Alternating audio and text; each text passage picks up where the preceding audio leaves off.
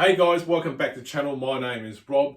This is another rapid fire marketing and advertising video. I almost screwed up the first part of what I was meant to say, and it's written on this whiteboard just off to one side.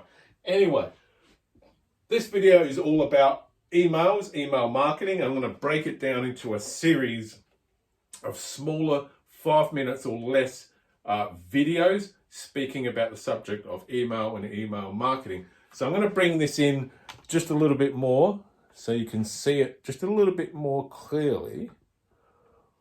There we go. As you can see, I am not a professional presenter and I don't really care about being one.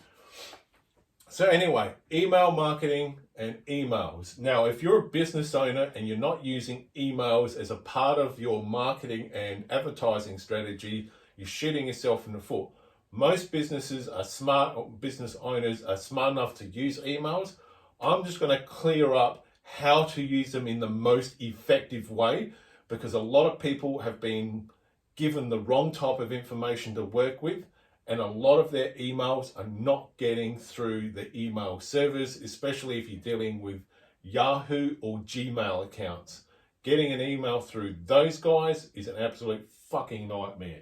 So what I'm going to do is I'm going to run through the worst type of email layout you can use versus the best type, and I'm also going to offer some other generic information. Everything I'll be referencing is stuff that I've learned from Frank Kern, Gary C. Halbert, or I should say the late Gary C. Halbert, and John Carlton. I've also mentored under those guys, and then when I went out and started my consultancy business, I applied everything that I learned from those guys. And those guys are the heavy hitters in advertising and marketing, and this stuff works. I've seen it work insanely well.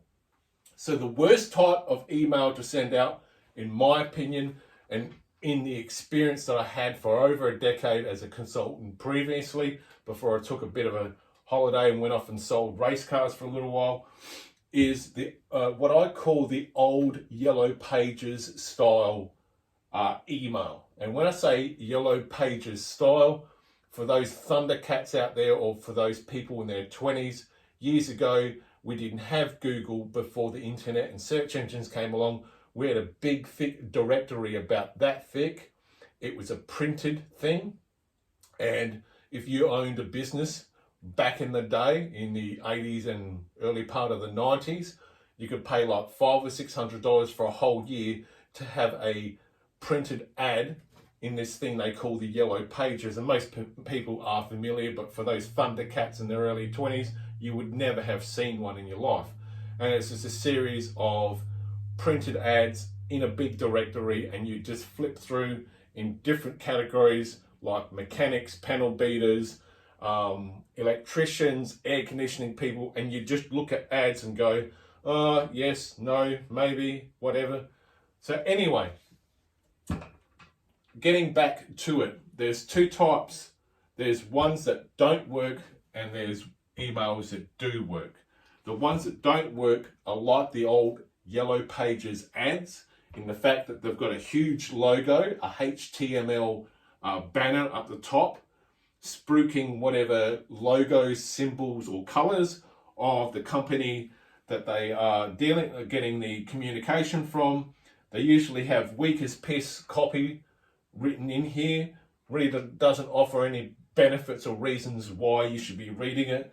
And down the bottom, there's typically another HTML box down there, and it has websites address, business location, ABN numbers, ACN numbers, whatever else. Just a very corporate type thing. And these sort of emails, as soon as you open them, it's like standing at your letterbox going, great, I've got more junk mail, junk email. And what do you do with junk email? Bong, straight into the trash bin. So what I'm going to advocate is that you guys start using a plain text style of emails when you send it out to your customer. So what I'm going to reference now is from Frank Kern's Annihilation Method. So I've been, as I said, I've mentored under Frank Kern, and this particular swap file was a $23 million swap file, which means all the emails that Frank used generated over $23 million. And every time he sent out an email, it was exactly like that. Plain text, nothing fancy. Nothing fancy at all. I've got a whole bunch of his emails right here, and it's all plain text. Alrighty? So we will continue this video in the next one because we've already hit 5 minutes. I will see you on the other side.